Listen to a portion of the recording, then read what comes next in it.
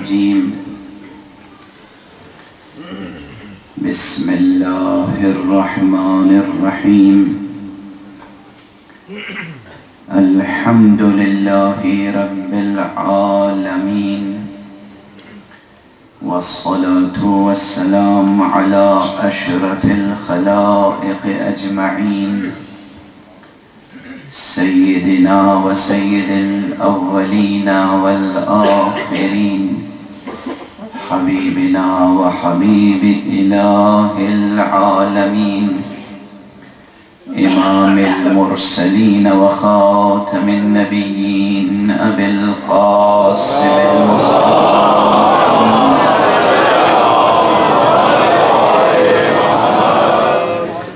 وعلى أهل بيته الطيبين الطاهرين الهداة المهديين المعصومين المظلومين واللعنة الدائمة على أعداء الدين أجمعين أما بعد فقد قال الله تعالى عز اسمه في محكم كتابه ومتقن خطابه بسم الله الرحمن الرحيم لا إكراه في الدين قد تبين الرشد من الغي فمن يكفر بالطاغوت ويؤمن بالله فقد استمسك بالعروة الوثقى لا انفصام لها والله سميع عليم صلوات الله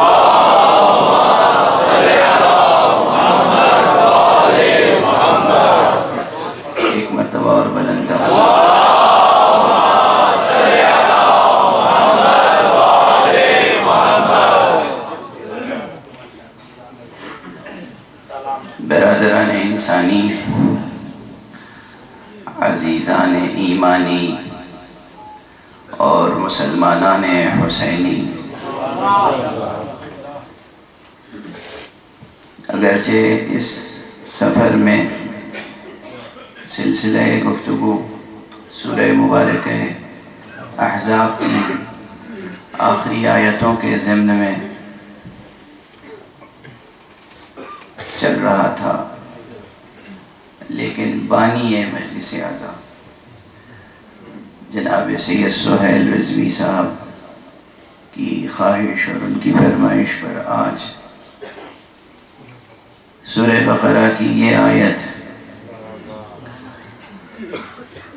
گفتگو کا عنوان بنی ہے، اور کیا غضب کی آیت ہے۔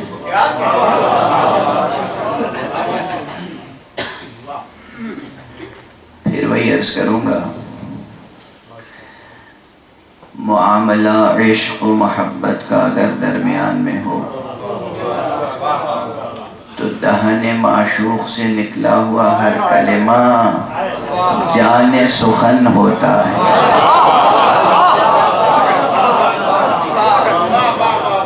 اگر حضرت حق سبحانہ و تعالی سے محبت ہو، اللہ سبحانہ و تعالی سے عشق ہو، اللہ سبحانہ و تعالی سے کی معرفت حاصل ہو، اگر واقعاً کسی نے کلمہ لا الہ الا اللہ اپنے پورے وجود و وجدان سے کہا ہو، تو اس کے لیے حضرت حق سبحانہ و تعالی کی ہر آیت جان سخن ہے۔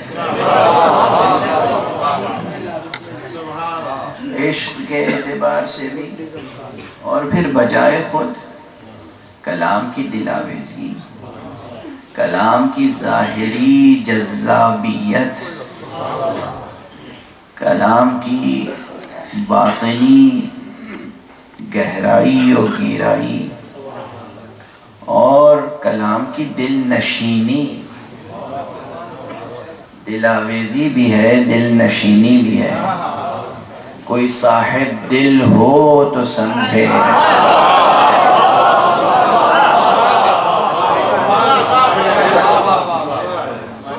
کوئی صاحب دل ہو تو سمجھے سمجھے کہ یہ مقام سخن کیا ہے۔ بہت مشہور آیت ہے اور مجھے یقین ہے کہ ہمارے بچوں کو بھی یاد ہے۔ دیکھیے آیت کس مقام پر آئی ہے۔ قرآن کریم کی ایک صفت یہ ہے جو خود قرآن مجید میں بیان ہوئی ہے کہ إِنَّ هَذَا الْقُرْآنَ يَهْدِي لِلَّتِي هِيَ أَقْوَمُ۔ قرآن حکیم ہدایت کرتا ہے اس راستے کی جو بہت مضبوط ہے، بہت مضبوط ہے۔ مضبوط ہونے کے معنی کیا ہے؟ مضبوط ہونے کے معنی کسی کلام کے مضبوط ہونے کے کیا معنی ہے؟ کسی سخن کے مضبوط ہونے کے معنی کیا ہے؟ کسی کلام کے مضبوط ہونے کے معنی یہ ہے کہ وہ کلام بے دلیل نہ ہو۔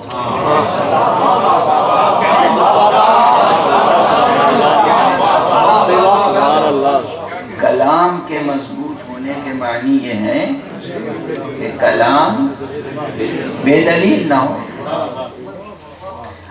اور یہ صفت قرآن کی ہے کہ وہاں برہان قرآن کے ساتھ ساتھ رہتی ہے۔ قرآن کا کوئی کلمہ بے برہان نہیں ہے، بے دلیل نہیں ہے۔ اور برہان پیش کرنے کا قرآن کا اسلوب بھی نرالا ہے۔ یہاں پر ایک ہی فقرہ لا اکراہ فی الدین قد تبین الرشد من الغی، یہ فقرہ آیا کہاں پر ہے؟ لیکن کبھی بھی قرآن مجید کے کسی فقرے کو آؤٹ آف کانٹیکسٹ، سیاق و سباق سے باہر لے جا کر ترجمہ کرنے کی کوشش نہ کیجیے گا، اس سے حکم حاصل کرنے کی کوشش نہ کیجیے گا، اس سے کسی بھی حکم کے استنباط کی کوشش نہ کیجیے گا۔ ہمیشہ سیاق و سباق قرآنی میں بات رہنی چاہیے۔ دین میں کوئی اکراہ نہیں ہے، دین میں کوئی جبر نہیں ہے۔ یہ بات کہی کہاں گئی؟ اصل دین میں کوئی اکراہ نہیں ہے، اس کا مفہوم کیا ہے؟ لوگ عام طور پر یہ جملہ دہراتے رہتے ہیں، موقع بے موقع کسی کو کسی حکم کی تاکید کیجیے، کسی اسلامی حکم کی تاکید کیجیے تو فوراً پلٹ کے کہتا ہے جناب لا اکراہ فی الدین، دین میں کوئی اکراہ نہیں ہے، کوئی جبر نہیں ہے، آپ کیوں ہم سے بقول آپ کے زبردستی کام لینا چاہتے ہیں، کیوں عبادت کروانا چاہتے ہیں؟ یہ استنباط غلط ہے۔ آیت میں یہ مفہوم ہی نہیں ہے۔ آیت میں علماء تشریف فرمائیں، آیت میں یہ مفہوم ہی نہیں ہے۔ اہل سخن تشریف فرمائیں، زبان کے اپنے اصول ہوتے ہیں، زبان کے اپنے ضابطے ہوتے ہیں، زبان کے اپنے قواعد ہوتے ہیں، دلالت کا اپنا علم ہے۔ دلالت و علم الدلالہ مستقل ایک علم ہے، کس طریقے سے الفاظ کی دلالت کو، یعنی الفاظ جو سے جو بات ثابت ہوتی ہے اس کو کس طریقے سے معین کریں گے، کس طریقے سے آپ تعبیر کریں گے الفاظ کی، کس طریقے سے آپ تشریح کریں گے الفاظ کی۔ نہ تو اس میں کہیں سے بھی یہ مفہوم ہے ہی نہیں کہ دائرہ اسلام میں جو آ گیا پھر اس کو بھی آپ کوئی حکم بیان کریں کہ وہ کہہ دے جی لا اکراہ فی الدین۔ پہلے اس فقرے کو سمجھیں۔ عربی گرامر کے اعتبار سے لا نفی جنس ہے، یہاں پر لا صرف نہیں کے لیے نہیں آتا۔ لا اکراہ یعنی اصلاً دین میں جبر ہے ہی نہیں۔ توجہ رکھیے گا اس مفہوم۔ دین میں جبر ہے ہی نہیں، یعنی دین میں جبر ممکن ہی نہیں ہے۔ کس اعتبار سے ممکن نہیں؟ کس اعتبار سے ممکن نہیں ہے؟ توجہ رکھیے۔ دین میں دو جز ہے، ایک ہے اصول دین، ایک ہے فروع دین، یہی تو ہے۔ کچھ چیزیں ہیں جن کا آپ کو یقین حاصل کرنا ہے، جسے عام اصطلاح میں اعتقاد کہتے ہیں۔ اعتقاد کا تعلق ہی دل سے ہے، اور یہ بتائیے کیا دل سے کوئی بات جبرن منوائی جا سکتی ہے؟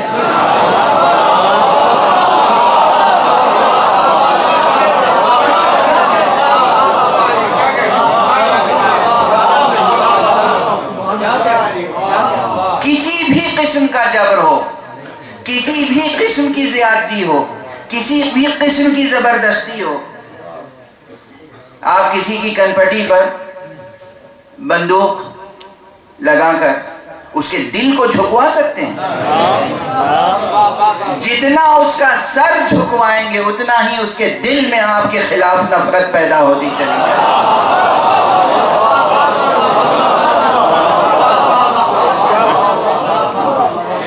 کسی بھی قسم کے جبر سے دل نہیں جیتا جا سکتا،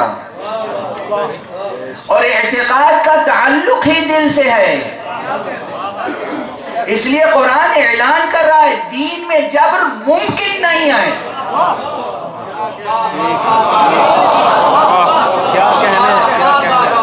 امکان نہیں ہے، لا نفی جنس، لا اکراہ فی الدین۔ خدا کی وحدانیت ہو، نبی کی نبوت ہو، ختم نبوت ہو، امامت ہو، ولایت ہو، آخرت کا عقیدہ ہو، وحی کا عقیدہ ہو، قرآن کے اعجاز کا عقیدہ ہو، جہاں تک اعتقادات کا مسئلہ ہے، ممکن نہیں ہے کہ بزور بجبر وہ اعتقاد پیدا کرایا جا سکے۔ یعنی اگر کوئی شخص سمجھتا ہے کہ اسلام بزور شمشیر پھیلا، تو بزور شمشیر دین پھیل ہی نہیں سکتا۔ کوئی بھی دین ہو، ابھی تو یہ عرض کر رہا ہوں صرف اسلام نہیں، کوئی بھی دین ہو۔ یہ اور بات ہے کہ اللہ کے نزدیک دین بس ایک ہے اور وہ اسلام ہے۔ ان الدین عند اللہ الاسلام، اللہ کے نزدیک ایک ہی دین ہے اور وہ ہے اسلام۔ تو دین میں جبر ممکن نہیں ہے۔ اور یہ بات بھی کہیں کہاں پر گئی؟ دیکھیں، دلیل، دعویٰ دلیل کے ساتھ، دعویٰ برہان کے ساتھ، قرآن برہان کے ساتھ، پہلے اللہ کا تعارف کرا دیا گیا۔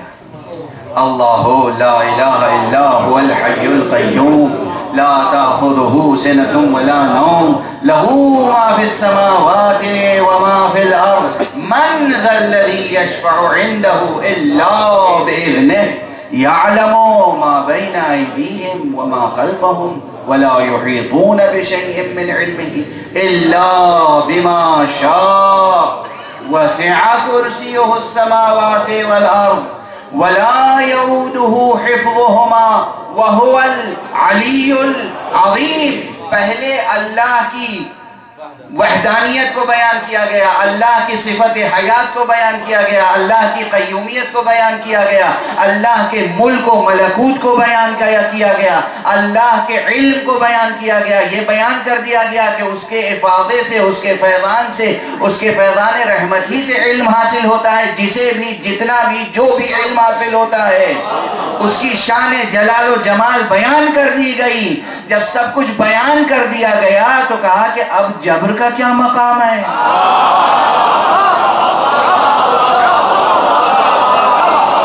قد تبین الرشد من الغی، نیکی کا راستہ، بدی کا راستہ روشن ہے، جبر کا کوئی مقام نہیں ہے۔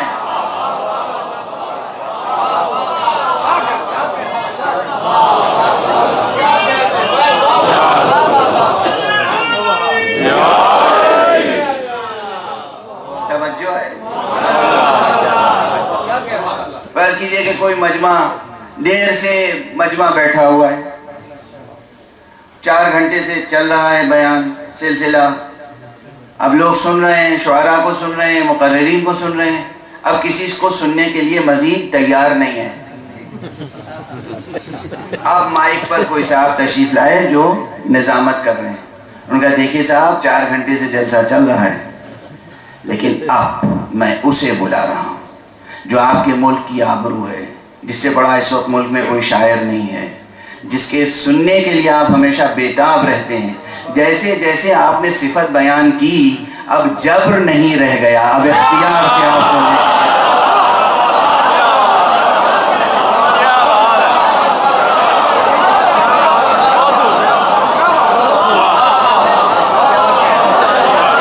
اب سب تازہ دم ہو جائیں گے، سننے کے لیے تیار ہو جائیں گے۔ وہ 4 گھنٹے کی تھکن دور ہو گئی۔ قرآن نے آدم علیہ السلام سے لے کر خاتم تک یہ معلوم تھا کہ یہ انسانیت، یہ بشریت، یہ بت پرستی سے عاجز آ چکے ہیں، طاغوتوں سے عاجز آ چکے ہیں، فرعونوں سے عاجز آ چکے ہیں، نمرودوں سے عاجز آ چکے ہیں، حامان و قارون سے عاجز آ چکے ہیں۔ پہلے اللہ کا تعارف کرایا، پھر کہا بتاؤ اب کون سا اکراہ اور جبر رہے ہیں۔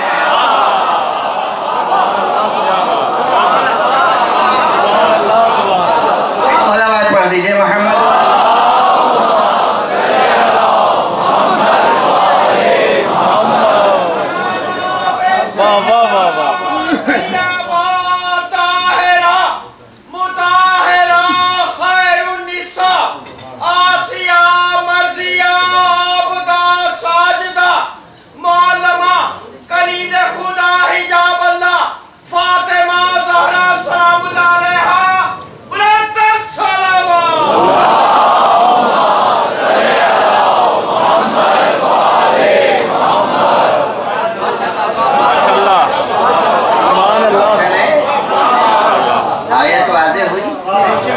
یہ آیت کا ایک رخ ہے، یہ آیت کا یعنی اعتقادات میں کوئی فاعل، کوئی داعی، کوئی دعوت دینے والا امکان نہیں ہے کہ جبر سے کام لے۔ کیوں؟ اس لیے کہ دل کی بات ہے، یہ پہلا نقطہ۔ دوسرا نقطہ ہے کہ یہ بات بھی کہی گئی اس دلیل کے ساتھ۔ اب اگر عمل کی منزل ہو کہ دائرہ اسلام میں آ گئے، توجہ رکھیے گا، دائرہ اسلام میں آ گئے، اب خواتین نے کلمہ پڑھ لیا، اب ہم کہیں خواتین سے کہ اب آپ حجاب بھی کریں، سر ڈھانک لیں، بال کھلے ہوئے نہیں ہونے چاہیے، چہرہ کھلا رہے۔ وہی آئیڈیل حجاب ہے ایک خاتون مومنہ و مسلمہ کا جو حج میں ہوتا ہے۔ احرام میں کیا لباس ہوتا ہے؟ آپ اپنے دل کو ویسا ہی رکھیں جیسا صحن حرم میں رہتا ہے۔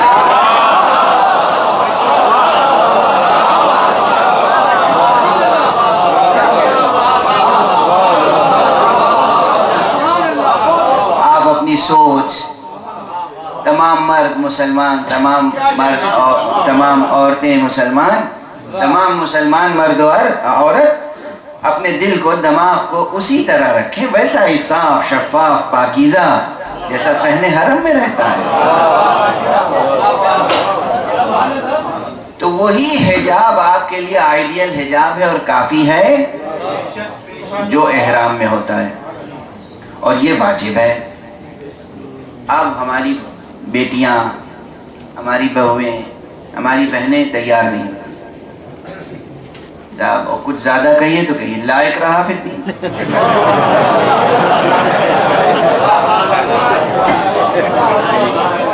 مردوں سے کہیے کہ بھائی اپنی نظر جھکا کے رکھیے، دونوں پر حجاب کا حکم ہے۔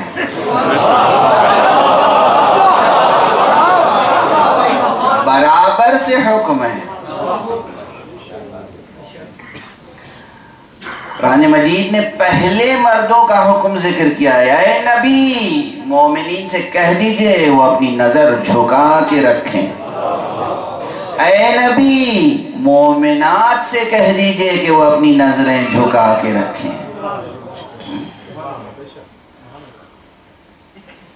دونوں کو نظر جھکانا ہے. اور اگر خواتین کے لیے یہ اجازت ہے کہ وہ چہرہ کھلا رکھیں تو اس کے یہ معنی نہیں ہے کہ مرد کو اجازت ہے کہ ان کے چہرے پہ نظر ڈالیں. دو مسئلے الگ الگ ہیں.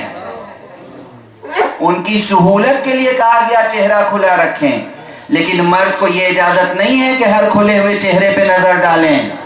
نظر ڈالنے کے احکام الگ ہیں، چہرہ کھولنے کے احکام الگ ہیں. وہ عورت کا حق ہے کہ چہرہ کھولے، یہ مرد کے لیے حرام ہے کہ وہ نظر ڈالے.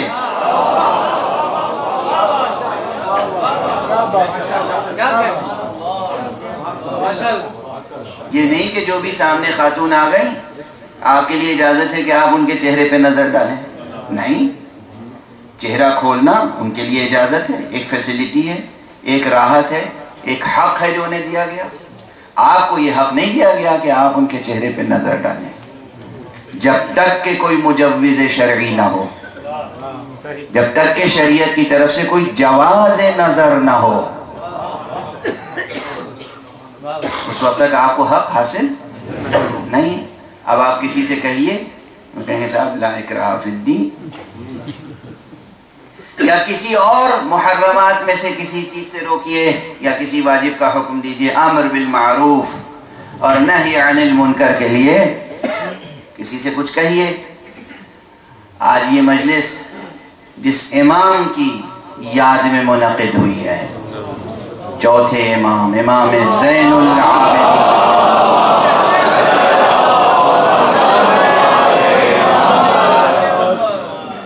حضرت کا ایک ارشاد ہے، فرماتے ہیں التارک للامر بالمعروف والنہی عن المنکر کالنابذ لکتاب اللہ وراء ظہرہ. امر بالمعروف اور نہی عن المنکر کا تارک، اس کو چھوڑ دینے والا ایسا ہی ہے. اب میں اس جملے کی شدت کو اپنی زبان میں بیان کرنے کی کوشش کر رہا ہوں.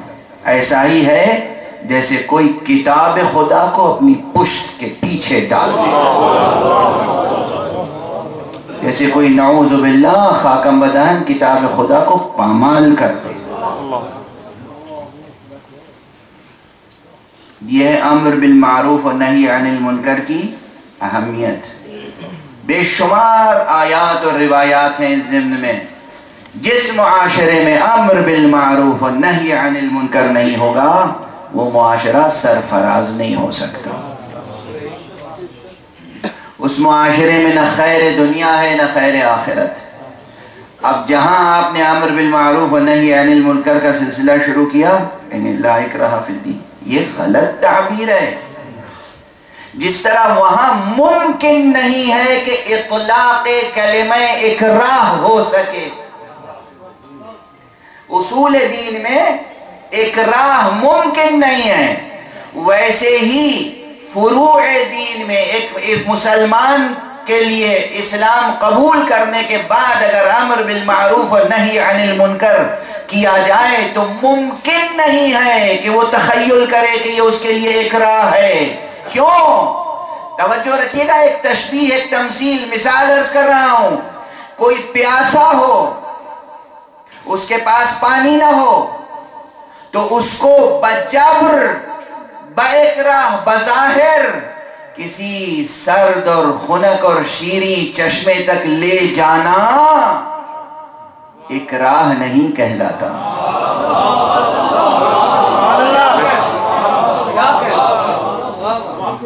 پیاسے کو چشمے تک لے جانا اکراہ نہیں ہے. مریض کو طبیب تک لے جانا اکراہ نہیں ہے. توجہ ہے؟ یہ اصول، یہ فروع دین، یہ احکام، یہ نواہی، یہ انسان کے لیے اسی طرح وہی حیثیت رکھتے ہیں جو ایک پیاسے کے لیے شیریں پانی. احکام ہے.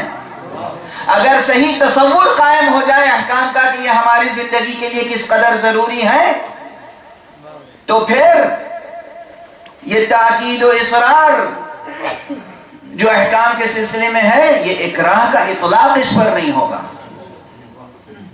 جو معنویت ہے اکراہ میں نا، جبر و اکراہ میں، وہ معنویت کا اطلاق نہیں ہو سکتا. تو اس کے معنی ہے لا اکراہ فی الدین، ممکن نہیں ہے کہ اصول میں آپ کسی پر اکراہ کر سکیں. ممکن نہیں ہے کہ کوئی شخص یہ تخیل کر لے، یہ تصور کر لے کہ فروع میں اس کے لیے اکراہ ہے، بلکہ یہ راحت ہے، یہ حیات ہے، یہ زندگی ہے. توجہ ہے؟ اور کیوں؟ دلیل مزید اعتقاد کے سلسلے میں لا اکراہ سے پہلے والی آیت، پوری آیت الکرسی تمام اعتقادات کا ذکر کر کے، اور قد تبین الرشد من الغی، عمل کا نیک راستہ اور برا راستہ واضح ہو چکا ہے، اکراہ کیسا؟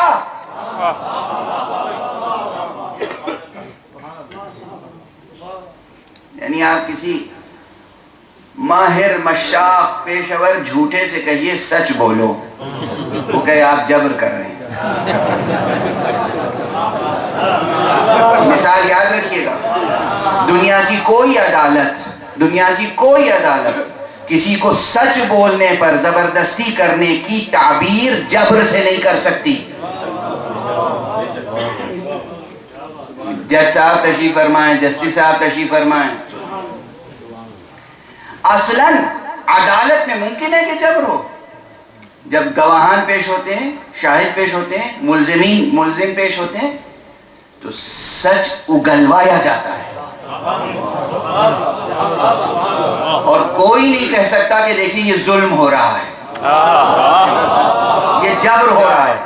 جھوٹ بولوانے کے لیے اطلاق ہوگا اکراہ کا، سچ بولنے کے لیے جتنا بھی زور دیا جائے اس کے لیے اخلاق کی ڈکشنری میں، قانون کی ڈکشنری میں اکراہ کا اطلاق نہیں ہوگا.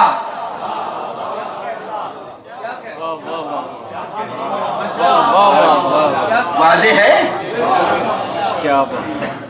اس لیے کہ جھوٹ باطل ہے. دنیا کا کوئی، میں نے وہ مثال دی ہے جو تمام عالم بشریت کے لیے کافی ہے. سچ بولنا اولیات فطریہ میں سے ہے، فطریات اولیہ میں سے ہے. سچ بولنا حق ہے، سچ بولنا اچھا ہے، سچ بولنا حسن ہے، سچ بولنا خیر ہے. جھوٹ قبیح ہے، باطل ہے، فاسد ہے، مفسدہ ہے. اگر جھوٹ کوئی کسی سے کہا جائے کہ تم یہ جھوٹی گواہی دے دو، بعد میں وہ عذر کر سکتا ہے کہ صاحب انہوں نے جبرن مجھ سے جھوٹی گواہی دلوائی. وہاں جبر کا اطلاق ہوگا. لیکن اگر کوئی سچی گواہی دے، کبھی اس کی زبان سے یہ کلمہ مسموع نہیں ہوگا، قابل سماعت نہیں ہوگا کہ صاحب جبرن سچ بلوایا گیا.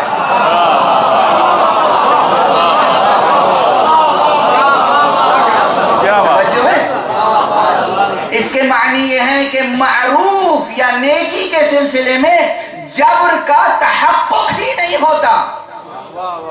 تو نہ اصول دین میں ممکن ہے کوئی کہے کہ دین میں جبر ممکن ہے، اور نہ فروع دین میں ممکن ہے کوئی کہے جبر سے کام لیا جا رہا ہے. ہاں، نظم و ضبط کو برقرار رکھنا ہے. نظم و ضبط آپ کی زندگی اور آپ کے معاشرے کے لیے مفید ہے، ضروری ہے، لازم ہے، آپ کی دنیا اور آپ کی آخرت کی بھلائی کے لیے لازم ہے. اور جب یہ بات واضح ہو گئی، اب دیکھیے شان نزول کچھ بھی ہو، نہ تو میری طبیعت اس قابل ہے کہ میں زیادہ دیر تک گفتگو کروں، اور نہ غالباً خود دامن وقت میں گنجائش ہے کہ زیادہ دیر تک گفتگو کی جا سکے. لیکن مطالب بہت ہیں یہاں پر. اب اگر یہ مطالب آج پورے نہیں ہو سکے تو ہو سکتا ہے انشاءاللہ کل کے بیان میں یہ جاری رہیں گے. نہ اصول دین میں جبر ممکن ہے، نہ فروع دین میں جبر ممکن ہے اور بات دلیل و برہان کے ساتھ قرآن نے کہی ہے اور آپ کی عقل نے، آپ کی فطرت نے اسے قبول کیا اس بیان کے ساتھ جو میں نے ابھی آپ کے سامنے پیش کیا۔ اب یہاں پر ایک مسئلہ اور ہے۔ شان نزول میں بتایا گیا ہے کہ کچھ لوگ مسلمان ہو گئے تھے صدر اسلام میں، اور ان کے کچھ عزیز مسلمان نہیں ہوئے تھے تو وہ چاہتے تھے کہ بجبر انہیں مسلمان بنائیں، یا کچھ لوگ مسلمان ہو گئے تھے اور ان کے غلام ابھی مسلمان نہیں ہوئے تھے تو لوگوں نے چاہا کہ بجبر انہیں مسلمان بنائیں۔ اس موقع پہ یہ آیت آ گئی، لا اکراہ فی الدین۔ اگر یہ شان نزول بھی محفوظ رکھی جائے تب بھی نتیجہ وہی نکلتا ہے کہ حق سبحانہ و تعالی دین کو بجبر نافذ نہیں کرنا چاہتا۔ توجہ ہے؟ اللہ جہاں تک میری آواز جا رہی ہے، اللہ سبحانہ و تعالی وہ خالق، وہ رازق، وہ معبود برحق، وہ جبار، وہ قہار، وہ پروردگار، وہ رازق، وہ خالق، وہ صاحب ملک و ملکوت، وہ رب العالمین، وہ مالک یوم الدین، وہ اپنا دین کسی پہ جبرن نافذ نہیں کروانا چاہتا۔ یہ مسلمان کیسے ہو گئے؟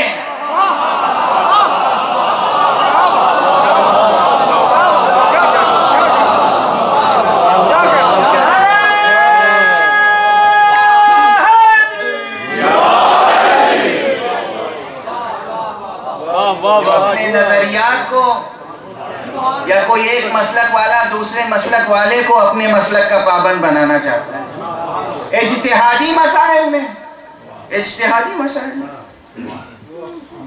ایک مجتہد کہتا ہے کہ بھئی خاک پر سجدہ ہونا چاہیے۔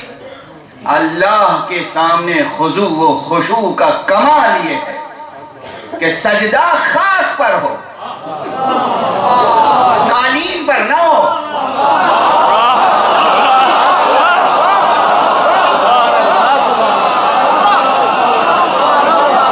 آپ کا کسی اور کا مسئلہ کہتا ہے نہیں صاحب، قالین پر بھی، حریر پر بھی، دیبا پر بھی، بہترین چیزوں پر بھی سجدہ ہو سکتا ہے۔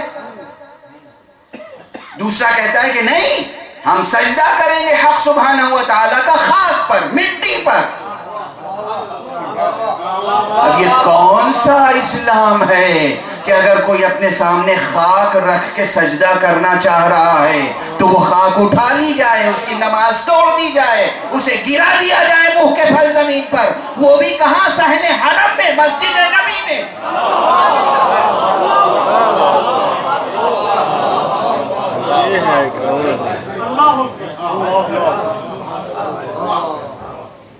اللہ اپنا دین اور اپنا مذہب جبرن نافذ نہیں کرتا۔ مسلمان، اور یہی نہیں، دنیا میں آج کیا ہو رہا ہے؟ اسلام کا چہرہ کیسا مسخ ہو گیا ہے؟ کیوں اسلام کو ٹیررزم کا عنوان دیا جا رہا ہے؟ دشمنان اسلام کو بدنام کرنے میں کیوں کامیابی حاصل کر رہے ہیں؟ مسلمانوں کی پرامن تہذیب کو دہشت گردانہ تہذیب سے تعبیر کیوں کیا جا رہا ہے؟ اس لیے کہیں نہ کہیں خطا ہو گئی ہے۔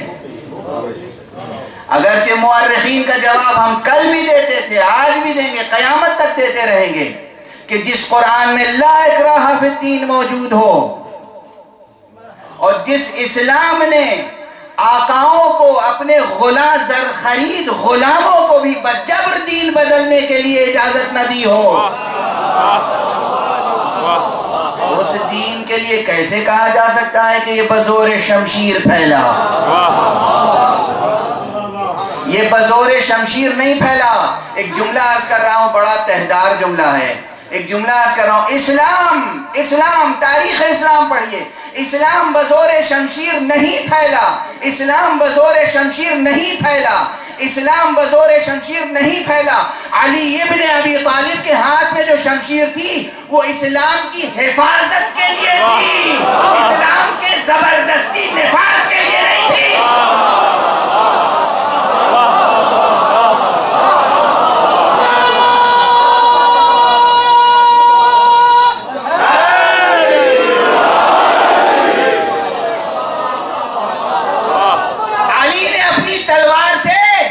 اسلام کو مٹنے سے بچایا ہے، اسلام کو اپنی موت مرنے سے بچایا ہے، اسلام کی حفاظت کی ہے، کسی غیر مسلم پہ ظلم نہیں کیا ہے۔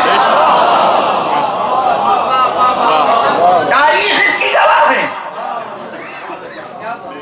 تاریخ اس کی گواہ ہے، تاریخ اس کی گواہ ہے۔ جتنی جنگیں صدر اسلام میں ہوئی ہیں سب دفاعی جنگیں ہیں، مگر ممکن تھا کہ صاحب مقام خلق عظیم، مگر ممکن تھا کہ رحمت للعالمین کسی سے جنگ کریں صرف اس لیے کہ تم کلمہ پڑھو بزور بجبر باکراہ۔ آپ کی سمجھ میں اتنی سی بات آ گئی کہ دل تلوار سے نہیں جھک سکتا۔ کیا محمد یہ نکتہ نہیں جانتے تھے؟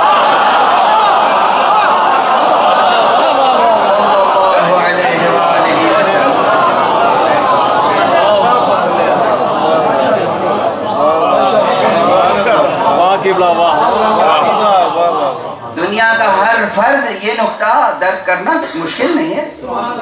کسی بھی قسم کا جبر ہو دل نہیں بدل سکتا۔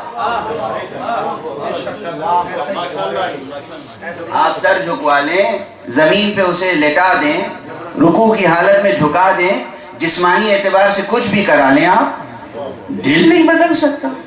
اور دین کا تعلق پہلا دل سے ہے، بلکہ میں کہوں اول و آخر دین کا تعلق دل سے ہے۔ ایک گونگا کلمہ نہیں پڑھ سکتا،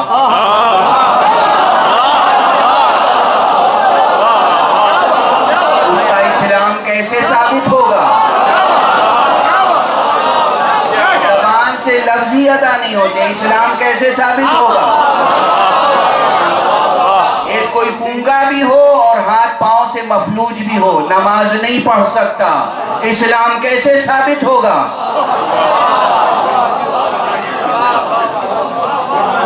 دین کا تعلق اول و آخر دل سے ہے،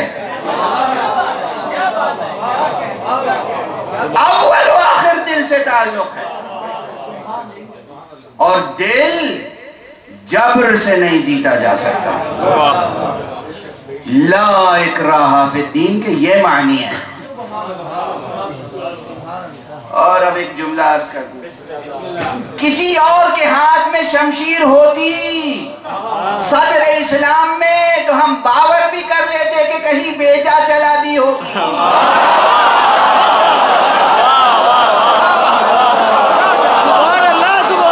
صدر اسلام میں شمشیر علی کے ہاتھ میں رہی، علی کے ہاتھ میں، اور بس علی کے ہاتھ میں۔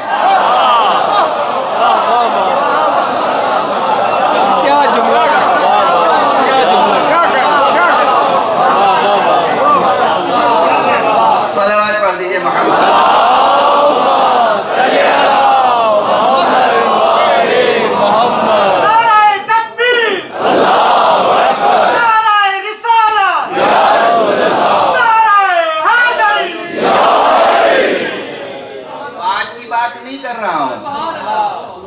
بات کی بات نہیں کر رہا ہوں، ملکوں کو فتح کرنے کی بات نہیں کر رہا ہوں، دلوں کو فتح کرنے کی بات کر رہا ہوں۔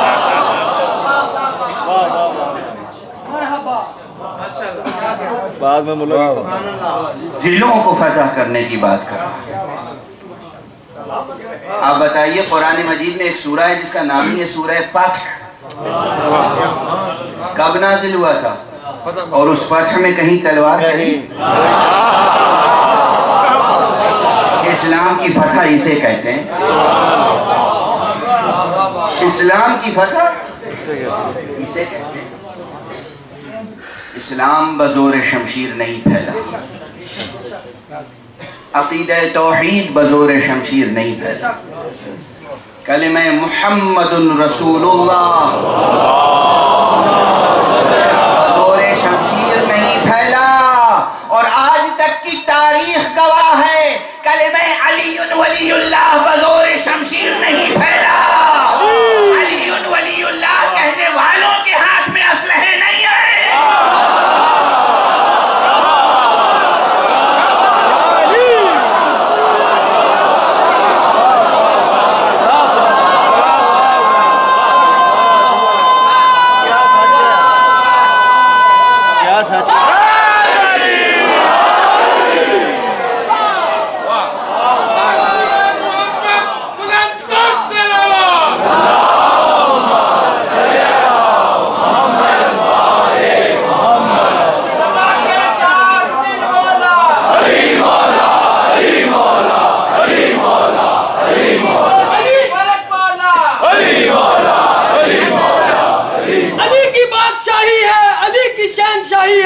علی اسم الہی ہے، علی کل ایمان ہے، علی حق کے، علی حق کے، علی کی دل میں محبت رکھنے والوں ہاتھ بلند کر کے مل کے بولو نعرہ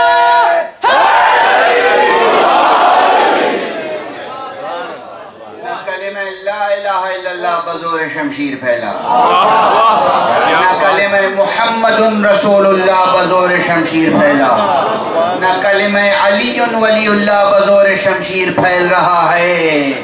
حق کے اندر قوت اتنی ہوتی ہے کہ اسے جتنا مٹاؤ گے اتنا بڑھے گا۔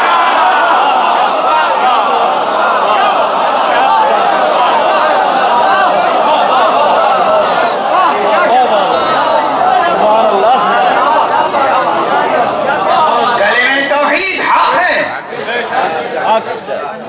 دنیا دیکھے کیسے کلمہ توحید بڑھ رہا ہے، مشرق سے مغرب تک، شمال سے جنوب تک، مشرق سے مغرب تک، شمال سے جنوب تک۔ اہل مغرب دیوانے ہو رہے ہیں آج، ان کے سیاستدان پریشان ہیں۔ اسلام تیزی سے بڑھ رہا ہے، اسلام تیزی سے پھیل رہا ہے، تسلیس والے توحید کا کلمہ پڑھ رہے ہیں۔ کیوں؟ اس لیے کہ کلمہ توحید حق ہے، حق اپنے قدموں پہ کھڑا رہتا ہے، حق کے قدم اتنے مضبوط ہیں کہ وہ کٹ نہیں سکتے، حق اپنے قدموں پہ رہتا ہے، باطل کے قدم ہی نہیں۔ باطل تو طفیل ہی ہوتا ہے، باطل طفیل ہی ہوتا ہے، چاہے وہ جتنی بھی سرکشی کرے، چاہے جتنا بڑا طاغوت بن جائے، جتنا بڑا بھی طاغوت بن جائے۔ اب پتہ نہیں آج ساتھ دے گی یا طبیعت یا ساتھ نہیں دے گی، لیکن یاد رکھیے ترتیب دیکھیے۔ سب سے پہلے کلمہ لا الہ الا اللہ آیا، آدم کون سا کلمہ لائے؟ لا الہ الا اللہ۔ حالانکہ اس وقت جب آدم لا الہ الا اللہ کا کلمہ لائے تھے، محمد تب بھی رسول اللہ تھا۔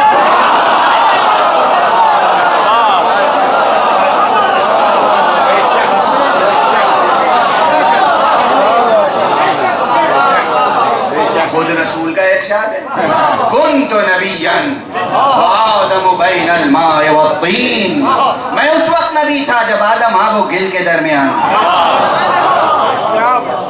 تو کلمہ لا الہ الا اللہ آدم لائے، ابھی محمد رسول اللہ کا اعلان نہیں ہوا۔ لا الہ الا اللہ عالمگیر کرنے کی کوشش کی گئی، محمد رسول اللہ نہیں ہو سکا۔ اس وقت آدم آئے، شیس آئے، نوح آئے، ادریس آئے، ابراہیم آئے، موسیٰ آئے، عیسیٰ آئے، سب محمد رسول اللہ کی نبوت کا ترشح لے کے آئے، مگر پہلے لا الہ الا اللہ کا کلمہ آتا رہا، محمد رسول اللہ کا کلمہ بہت دیر میں آیا، جب خود حضور صلی اللہ علیہ وآلہ وسلم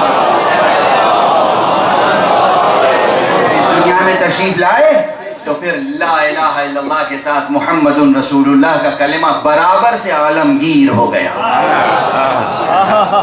برابر سے عالمگیر ہو گیا۔ آج روح زمین پر جہاں لا الہ الا اللہ کہا جا رہا ہے، وہاں محمد رسول اللہ کہا جا رہا ہے۔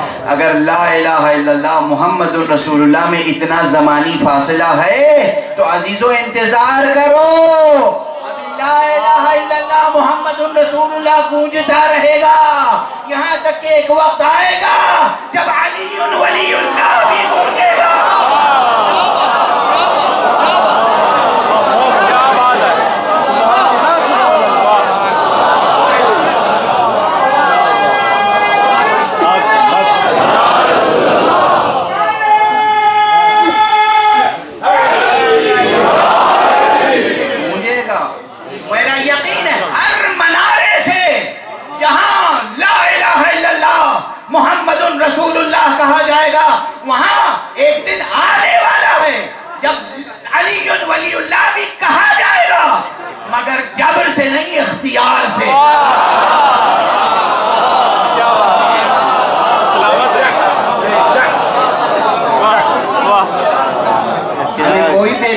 نہیں ہے، ہمیں کوئی شتابی نہیں ہے، ہمیں کوئی بیتابی نہیں ہے، کوئی شتابی نہیں ہے، جان قرآن کو آنے تو دو۔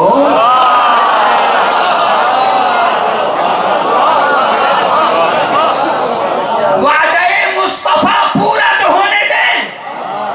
کہاں تک آواز جا رہی ہے؟ بس میں ایک بات کہتا ہوں، دیکھیے اگر آدمی ملنا چاہے، متحد ہونا چاہے تو 1000 راہیں نکل آتی ہیں، اور نہ ملنا چاہے تو کوئی بھی بہانہ ممکن ہے، کوئی بھی بہانہ ممکن ہے۔ ایک بات دست ادب جوڑ کے ضرور عرض کرتا ہوں، اختلاف نظر کے ساتھ، اختلاف رائے کے ساتھ امن و آشتی سے جینا ہی انسان کا امتیاز ہے۔ اپنے مخالف کو نابود کر دینا، ہلاک کر دینا حیوانیت ہے، انسانیت نہیں ہے، درندگی ہے۔ یہ درندے حیوان کرتے ہیں۔ انسان کا امتیاز یہی ہے کہ اختلاف رائے کے باوجود، اختلاف نظر کے باوجود امن اور عافیت کے ساتھ زندگی بسر کریں، جیو اور جینے دو کا اصول اختیار کریں، یہی انسانیت ہے۔ اسلام تو اس سے بلندتر منزل ہے، اسلام تو اس سے بلندتر منزل ہے۔ اسلام انسانیت کو مساوات کے درجے تک لے جاتا ہے، مساوات کو اخوت کے درجے تک لے جاتا ہے۔ اسلام کا درس کچھ اور ہے، مصطفیٰ صلی اللہ علیہ وآلہ وسلم ان کا درس ہی کچھ اور ہے، ان کا درس ہی کچھ اور ہے۔ اس لیے اختلاف رائے کے باوجود امن اور عافیت سے رہنا، اتحاد سے رہنا شرف انسانی ہے، امتیاز آدمیت ہے، امتیاز آدمیت ہے، کمال انسانیت ہے۔ امن اور عافیت سے رہیں، ایک دوسرے کے اختلافات کو شیئر کریں، دل سوزی سے سنیں، دل سوزی سے سنائیں، دل سوزی سے سمجھیں، دل سوزی سے سمجھائیں۔ جس کو بھی اپنے اپنے نظریات پر اعتماد ہو کہ ہم حق پر ہیں، تو اس کو حق پہنچتا ہے کہ اپنے حق سے دوسرے کو آشنا کرے، مگر انسانی زبان میں،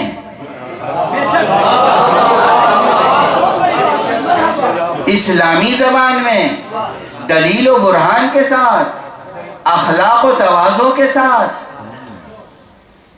نہ کہ اسلحے کی زبان میں، نہ کہ حیوانیت کی زبان میں۔ یہ درس بھی کیا ایسا ہے کہ مسلمان معاشرے کو دیا جائے؟ مسلمان یہ درس تمام معاشروں کو دینے کے لیے پیدا ہوئے تھے۔ محمد رسول اللہ صلی اللہ علیہ وآلہ وسلم جب مدینے میں تشریف لائے ہیں تو اوس و خزرج کے درمیان لڑائیاں ہوا کرتی تھیں، لڑنے والے قبیلوں کو پیغمبر نے اپنی رحمت سے متحد کر دیا، جو مختلف الخیال و مختلف الحسب و مختلف النسب و مختلف البطن تھے، انہیں ایک دوسرے کا بھائی بنا دیا۔ اور آج یہ مسلمان ہیں جنہیں تمام دنیا کے غیر مسلم آپس میں اتحاد و اخوت سے جینے کا درس دے رہے ہیں۔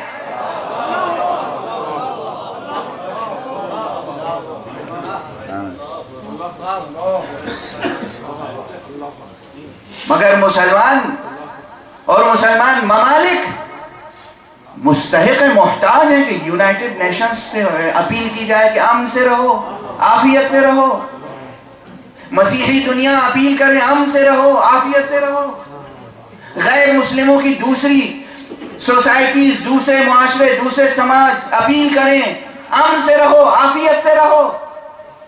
یہ مسلمان کا امتیاز تھا کہ وہ دوسروں کو امن اور عافیت کا درس دیں۔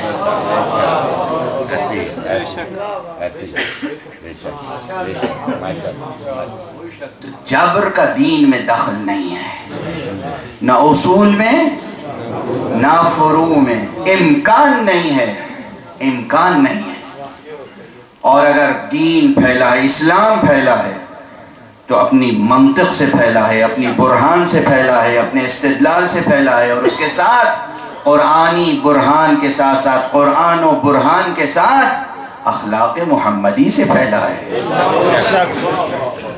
صبر علوی سے پھیلا ہے، علی کے صبر سے دین پھیلا ہے، علی کی شجاعت سے دین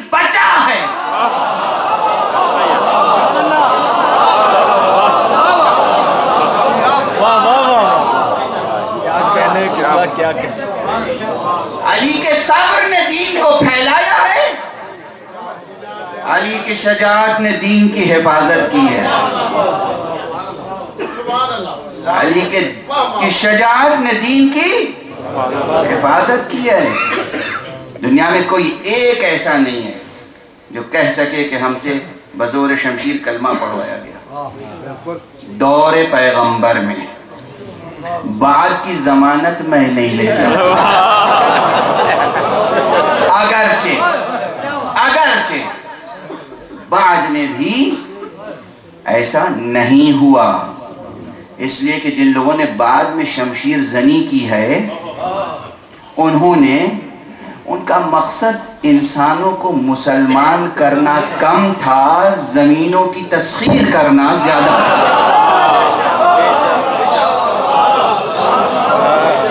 وہاں قضیہ منتفی با انتفاع موضوع تھا، قضیہ ہی کچھ اور تھا۔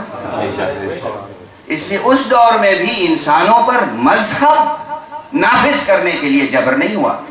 اس لیے کسی بھی اعتبار سے غیر مسلم دنیا کا یہ اعتراض اسلام اور مسلم دنیا پہ وارد نہیں ہوتا کہ اسلام بزور شمشیر پھیلا ہے۔ ہاں، لا فتح الا علی، لا سیف الا ذو الفقار، حفاظت کے لیے ہے۔ اسلام کو مرنے سے علی نے بچا دیا اور اس کا کوئی انکار نہیں کر سکتا۔ اسلام علی سے وابستہ رہا، علی اسلام سے وابستہ رہے، اور جو علی سے وابستہ ہو جائے وہ مٹ نہیں سکتا۔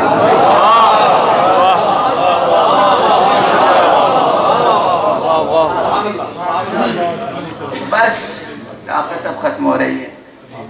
اب قبل اس کے کہ بالکل آواز ساتھ چھوڑ دے، 2-3 جملے عرض کر کے معال مجلس کی طرف آپ کو لے چلتا ہوں۔ دیکھیے، وابستگی کا لفظ ابھی استعمال کیا میں نے نا۔ وابستگی کس سے ہوتی ہے؟ کسی چیز کو پکڑ لینا مضبوطی سے، یہ ایک علامت ہے ظاہری وابستگی کی۔ جس چیز کو، یہ عمل، کسی چیز کو مضبوطی سے ہاتھ سے پکڑ لینا، یہ ظاہری ایک مظہر ہے کسی چیز کو پکڑنے کا، وابستہ ہونے کا۔ ورنہ وابستگی دین کے سلسلے میں، مذہب کے سلسلے میں، حیات کے سلسلے میں، مجردات کے سلسلے میں وابستگی مادی وابستگی سے وابستہ نہیں ہے۔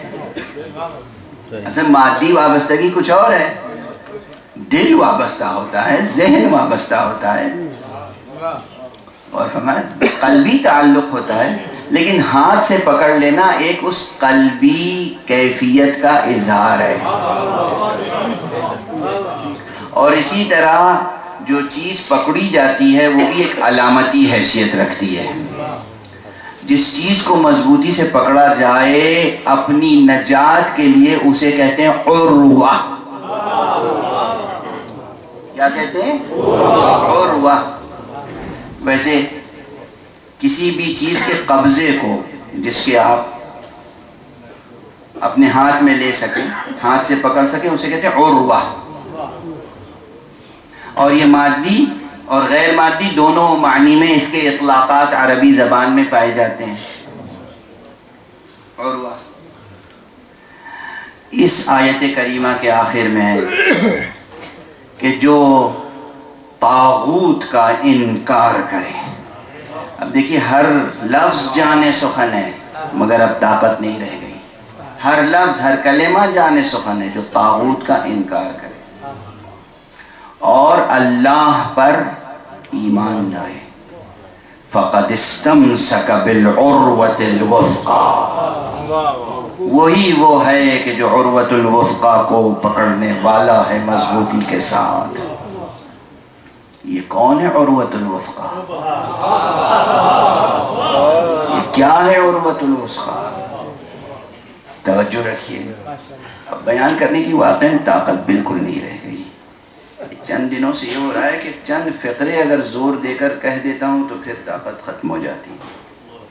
عروۃ الوثقیٰ کیا ہے؟ قرآن ہے عروۃ الوثقیٰ۔ آج ہر مسلمان کے ہاتھ میں قرآن ہے، ہر مسلمان کے ہاتھ میں قرآن ہے۔ مگر مسلمان کیا بے چارگی کی زندگی بسر کر رہا ہے. عروۃ الوثقیٰ کیا ہے؟ عطرت رسول عروۃ الوثقیٰ. تو ایک مسئلہ یہاں پر ہے. عروہ مفرد استعمال ہوا ہے. عروہ عروۃ الوثقیٰ مفرد استعمال ہوا، سنگولر. اور حضور نے دنیا سے جاتے جاتے کہا تھا میں 2 چیزیں چھوڑ کر جا رہا ہوں. انی تارک فیکم الثقلین، کتاب اللہ و عطرتی، اللہ کی کتاب اور میری عطرت. وہاں 2 چیزیں چھوڑ کے جا رہے ہیں، یہاں العروۃ الوثقیٰ کہا جا رہا ہے. تو آیا العروۃ الوثقیٰ سے مراد قرآن ہے یا العروۃ الوثقیٰ سے مراد عطرت ہے یا دونوں ہیں؟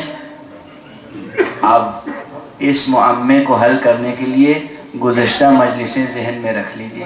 اصلاً یہ 2 نہیں ہیں.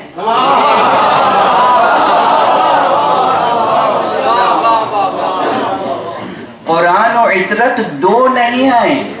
قرآن و عطرت ایک وجودی حقیقت ہے.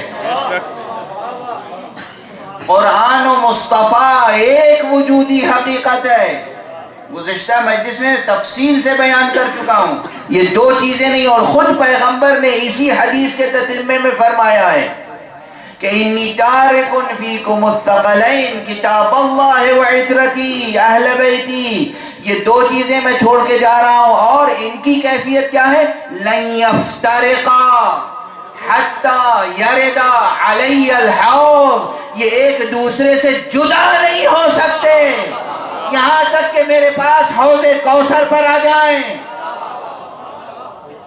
اس کے معنی ہے کہ عروۃ الوثقیٰ کے معنی یہ ہے کہ اصلاً وہ مضبوط رسی کہ جس کے تار و پود میں قرآن بھی ہے، عطرت مصطفیٰ بھی ہے.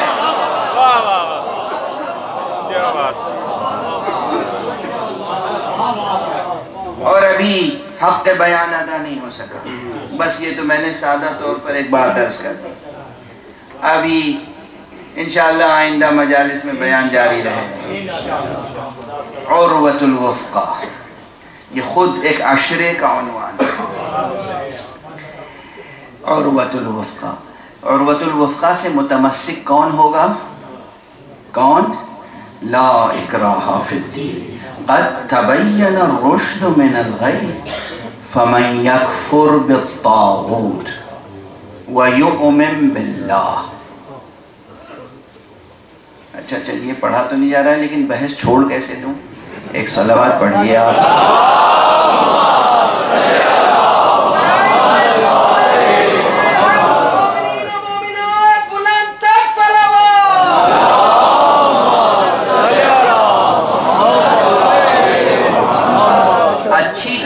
توجہ اگر آپ میری طرف مبذول رکھیں تو چند فقروں میں بات آسان ہو جائے. خدا کی قسم، یہ جسے میں کہہ رہا تھا نا کہ دہان معشوق سے نکلا ہوا تو ہر فقرہ جان سخن ہوتا ہے. اور کبھی کبھی یہ ہوتا ہے کہ جتنی سہل زبان میں جتنا سادہ سا فقرہ دہان معشوق سے ادا ہوتا ہے وہ بظاہر اتنا ہی سہل و سادہ نظر آتا ہے، لیکن اس میں گہرائی اتنی زیادہ ہوتا ہے. یہ زبان مشیت سے جو فقرہ ادا ہوا ہے، لا اکراہ فی الدین، خدا کی قسم کیسا دل آویز، کیسا دل نشی، کیسا ہمگیر مفہوم ہے اس میں. کتنے پہلو ہیں اس کے، میں کیا عرض کروں. ایک طرف میں نے عرض کیا کہ لا اکراہ فی الدین کے معنی یہ ہے کہ ممکن ہی نہیں ہے اصول دین میں اکراہ. یعنی لفظ اکراہ یا معنی اکراہ صدق کرے، اطلاق اس کا لغوی اعتبار سے جائز ہو سکے، ممکن نہیں. فروع دین میں اطلاق لفظ اکراہ کا جائز ہو سکے، اصولی طور پر قانونی طور پر ممکن نہیں ہے، فطری طور پر ممکن نہیں. اس لیے کہ آپ کسی سے کہیے سچ بولو تو یہ جبر نہیں کہلائے گا. جھوٹ بولنے کے لیے آپ اس پہ دباؤ ڈالیں تو جبر کہلائے گا، سچ بولنے کے لیے آپ دباؤ بھی ڈالیں تو جبر نہیں کہلائے گا. توجہ ہے نا؟ اچھا، اب تیسری شق، ایک طرف تو کہہ دیا لا اکراہ فی الدین، اور اس کے بعد مطالبہ کتنا بڑا ہے، فمن یکفر بالطاغوت، جو طاغوت کا انکار کرے، جو باطل طاقت کا انکار کرے، جو سرکشوں کا انکار کرے، جو ظالم و جابر اور اپنی حد سے تجاوز کرنے والے کا انکار کرے. انکار کرنا کیا آسان ہے؟ طبیعت پہ جبر کرنا پڑے گا، خود اپنی طبیعت پہ جبر کرنا پڑے گا. کسی ظالم، کسی جابر، کسی فاسق، کسی کافر، کسی سرکش فرعون کے اقتدار کو ٹھکرانا، اس کا انکار کرنا، کیا اس کے لیے جبر نہیں کرنا پڑے گا اپنی طبیعت پر؟ کیا مشقتیں نہیں جھیلنی پڑیں گی، برداشت کرنی پڑیں گی؟ مگر ایک طرف لا اکراہ کہنے کے بعد یہ مطالبہ بھی ہے، یہ مطالبہ بھی ہے. لا اکراہ کہنے کے بعد اتنا بڑا مطالبہ کہ ہرگز ہرگز طاغوت کو قبول نہ کرنا. تمام مسلمانوں کی ڈکشنریاں اٹھا کے دیکھیں طاغوت کے کیا معنی ہیں. طاغوت کے کیا معنی؟ طاغوت شیطان کا بھی ناموں میں سے بھی ایک نام ہے. طاغوت ہر سرکش باطل پرست کو کہتے ہیں طاغوت. طغیان سے اصلاً، طغیان سے طاغوت مبالغہ ہے، سرکشی. جو بھی سرکشی کرے اس کا انکار لازم ہے. جو دین کی حدوں کو توڑے اس کا انکار لازم نہیں ہے. ایک طرف اتنی بڑی آیت قرآن میں موجود ہے، دوسری طرف ہم یہ اصول کیسے بنا سکتے ہیں کہ جب کوئی بھی حکومت قائم کر لے تو اس کے خلاف آواز نہ اٹھائی جائے ورنہ باغی کہلائیں گے.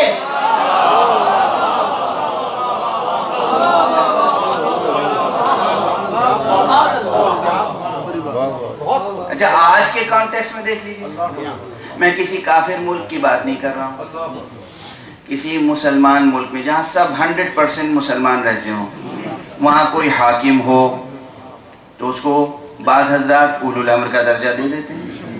اب اگر وہ اولو الامر ہے تو پھر گنجائش ہے کسی قسم کے انکار کی. تو پھر جتنے ایسے معاشرے اور ملک ہیں وہاں دروازہ ہی بند ہو جاتا ہے کسی پولیٹیکل عمل کا. کسی اپوزیشن کا تصور ہی نہیں ہو سکتا،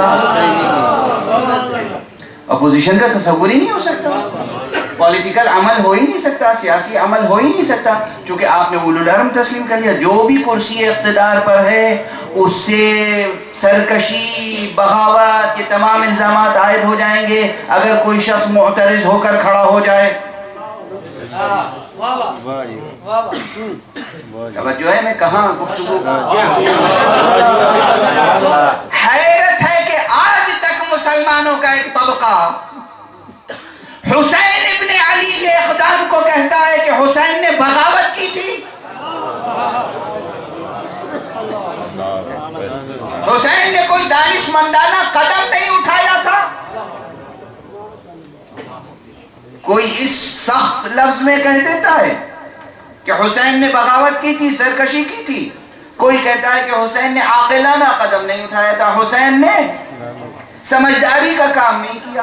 اتنے لوگ آ رہے تھے سمجھانے کے لیے مگر حسین نے کسی کی نہ مانی. سمجھانے والے کون تھے؟ کسے سمجھا رہے تھے؟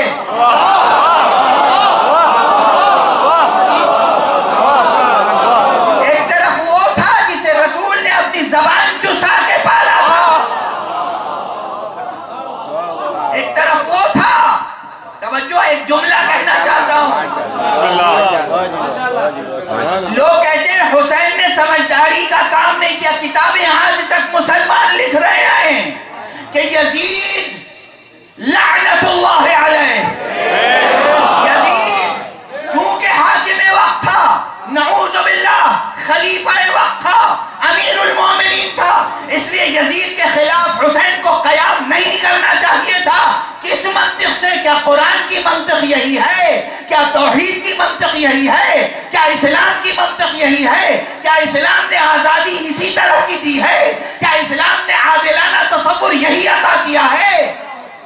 اور پھر یہ بات کہی کس کے لیے جا رہی ہے؟ حسین کے لیے، کہ حسین نے سمجھداری کا کام نہیں کیا۔ حسین جب اٹھے تھے تو حسین 18-20 برس کے نوجوان نہیں تھے، حسین 28-30 برس کے جوان نہیں تھے، حسین 58 برس کا بوڑھا تھا حسین، اور یہ وہ بوڑھا تھا جس کا بچپنا آغوش رسول سے شروع ہوا۔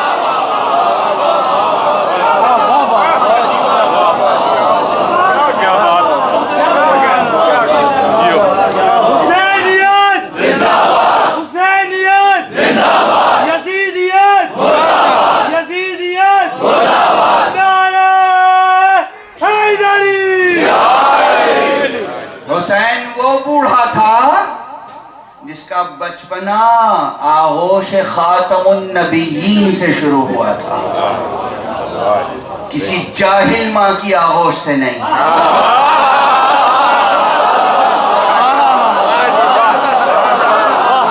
کسی کافر آغوش سے نہیں، کسی فاسق و فاجر کی آغوش سے نہیں، فاطمہ عصمت کبریٰ کے رحم سے پیدا ہونے والا حسین، جس کا بچپنا آغوش ختم نبوت سے شروع ہوتا ہے، جس کا بچپنا یہ ہو اس کا بڑھاپا کیا ہو۔ اس کے لیے کہتے ہیں ساری دنیا سمجھا رہی تھی، حسین نے مانا نہیں، یعنی حسین گویا وَمَنْ يَكْفُرْ بِالطَّاغُوتِ کے قرآنی حکم کو ٹھکرا دیتے۔ وَمَنْ يَكْفُرْ بِالطَّاغُوتِ وَيُؤْمِنْ بِاللَّهِ، اس کی مجسم تصویر حسین اور کربلا کی جنگ ہے۔ بس گفتگو خرچ،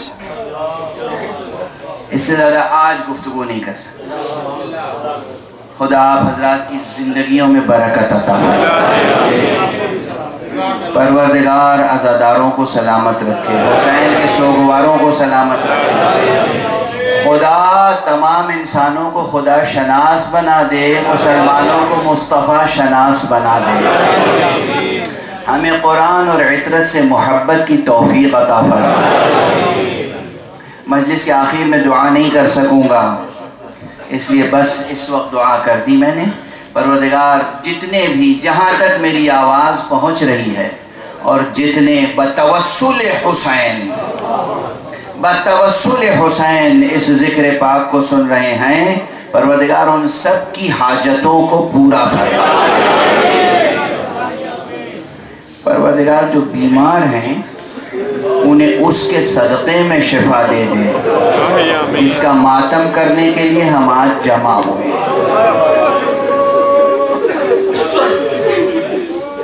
پروردگار جو اسیر ہیں انہیں اس کے صدقے میں رہا فرما دے جسے یزید کی فوج نے اسیر بنا لیا۔ آج کس کا ماتم کرنے کے لیے جمع ہوئے؟ کس کی شبیہ تابوت اٹھائیں گے؟ آپ کہتے ہیں شبیہ تابوت اٹھانا بدعت ہے؟ نہیں، ہرگز نہیں، بدعت نہیں ہے۔ یہ ہم ایک تمثیل سامنے لاتے ہیں اور اپنے دلوں کو اطمینان دلاتے ہیں کہ کاش ہم اس وقت ہوتے تو ہم آقا کی سوگواری کس طرح کرتے۔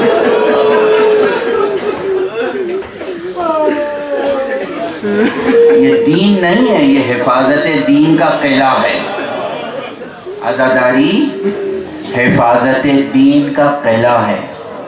خدا کی قسم روئے زمین پر جتنے بھی اعتراضات اسلام پر ہوتے ہیں ان کا جواب منبر حسینی سے دیا جاتا ہے۔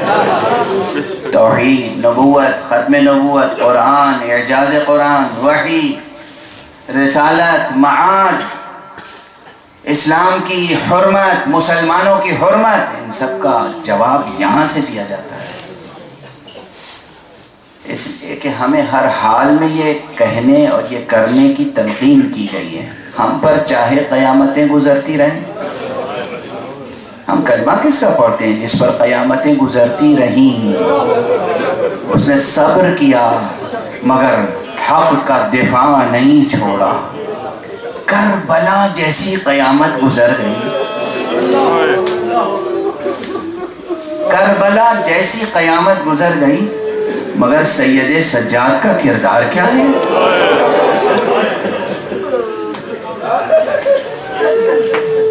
ہاتھوں میں ہتھکڑیاں ہیں، پاؤں میں بیڑیاں ہیں، کمر میں لنگر ہے، گلے میں خاردار آہنی توق ہے۔ اس کے علاوہ جسم مبارک کو زنجیروں سے جکڑ دیا گیا ہے، لوہے کی زنجیروں سے جکڑ دیا گیا ہے تاکہ دشمن اپنی ناقص دانست میں فرزند رسول کو رسوا کر سکے۔ اور اس حالت میں بھی سید سجاد کی زبان پر کلمہ لا الہ الا اللہ بلند ہے۔ ایسی کیفیت میں بھی سید سجاد کی زبان پر الحمدللہ کا کلمہ ہے۔ ایسی حالت میں سید سجاد کی زبان مبارک پر سبحان اللہ کی تسبیح ہے۔ تسبیح، تحلیل، تحمید، تکبیر، نماز، قیام، رکوع، سجود۔ یاد ہوں گے آپ کو میرے فقرے، رسول اللہ سے بڑھ کے کون عبادت کرے گا؟ علی ابن ابی طالب کے اتنی کون عبادت کر سکتا ہے؟ مگر یہ دو القاب سید الساجدین اور زین العابدین یہ علی ابن الحسین کے لیے مخصوص ہیں۔ کیوں مخصوص ہیں؟ خدا کی قسم، قرآن کی قسم، خود محمد مصطفیٰ کی قسم، جیسے حالات میں سید سجاد نے سجدہ کیا ہے، اس سجدے کی کوئی نظیر اولین و آخرین پیش نہیں کر سکتے۔ بابا کا سر نو کے نیزہ پر دیکھ کر اور سید سجاد نے اپنا سر زمین پہ رکھ دیا اور زمین پہ رکھ کے کہا کیا؟ لا الہ الا اللہ حقا حقا، لا الہ الا اللہ ایمانا و تصدیقا، لا الہ الا اللہ عبودیتا و رقا، سجدت لک یا رب تعبدا و رقا۔ اللہ اکبر، یہ معصوم ہے، یہ حجت حق ہے۔ یہ زیب نہیں دیتا کہ میں مثال میں بھی یہ جملہ کہوں، مگر مجبوراً کہہ رہا ہوں، انسانی ذہن اتنا پست ہو چکا ہے کہ سمجھانے کے لیے عرض کر رہا ہوں۔ اتنی مصیبتیں جب کسی پہ پڑتی ہیں تو وہ حواس باختہ ہو کر خدا کے وجود کا انکار کر دیتا ہے، کفر میں مبتلا ہو جاتا ہے، انکار کر دیتا ہے حق کا، اور یہاں قیامت گزر گئی اور حق کا اعلان ہو رہا ہے۔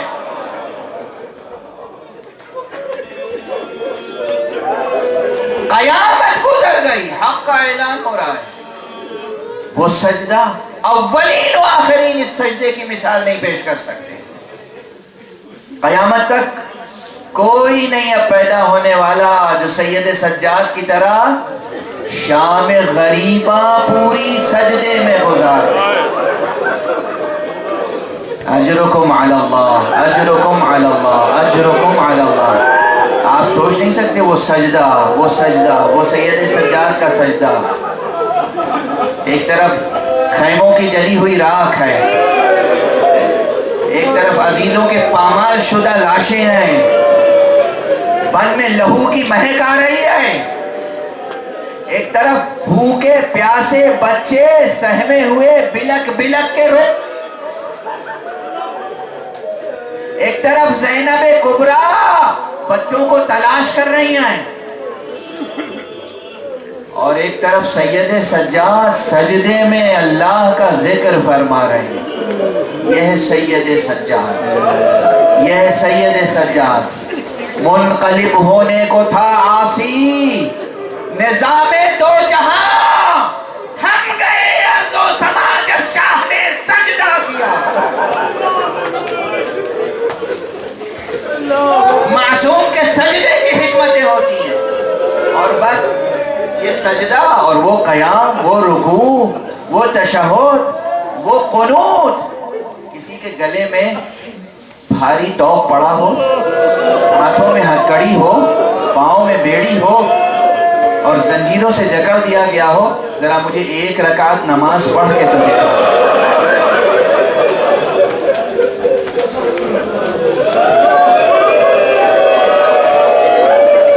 کوئی قنوت کے لیے ہاتھ اٹھا تو دے،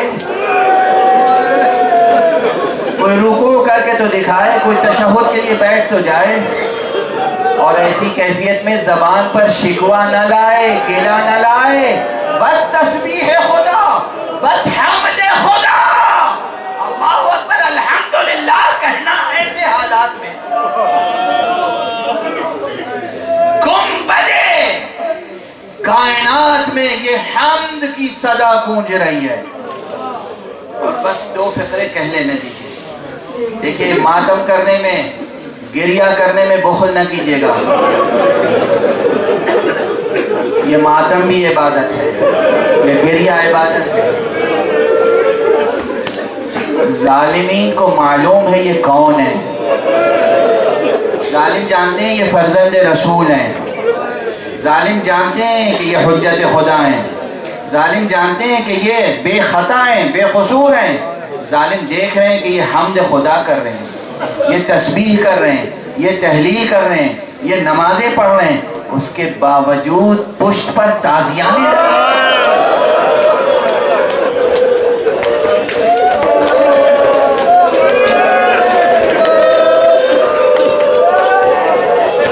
یہ تازیانے اسے لگائے جا رہے ہیں. اس کے لیے تاریخ گواہ ہے. حضرت کی وصال کے بعد حضرت کے ناقے نے گواہی دی ہے. حضرت کے پاس ایک ناقہ تھا جس پر آپ نے نہ جانے کتنے حج فرمائے تھے. جب حضرت کا وصال ہو گیا اور آپ کو جنت البقیع میں سپرد لحد کر کر آپ کے فرزندان واپس آئے، امام محمد باقر واپس تشریف لائے ہیں، تو ایک مرتبہ کسی نے آ کے کہا کہ حضرت وہ ناقہ، آپ کے بابا کا ناقہ غائب ہے، نظر نہیں آ رہا. وہ ناقہ تلاش کیا جانے لگا، وہ ناقہ تلاش کیا جانے لگا. تلاش کرتے کرتے کسی کا ذہن بھی نہیں جا سکتا تھا کہ ناقہ جنت البقیع میں قبر آقا پر پہنچ جائے. نکلے، دیکھا کہ ناقہ جہاں امام زین العابدین دفن کیے گئے ہیں وہاں آپ کی قبر مبارک پر جا کر اپنا سر زمین پر رگڑ رہا ہے، اپنا سر زمین پر رگڑ رہا ہے. اسے لانے کی کوشش کی گئی، آیا نہیں، وہیں جان دے دی. امام باقر نے فرمایا تمہیں معلوم ہے یہ ناقہ وہ ہے جس پر میرے بابا نے 20 حج کیے مگر ایک بار بھی تازیانہ نہیں مارا. اس امام نے ناقے کو تازیانہ نہ لگایا ہو. اس امام کی پشت پر کربلا سے کوفہ، کوفے سے شام تک تازیانے لگائے گئے.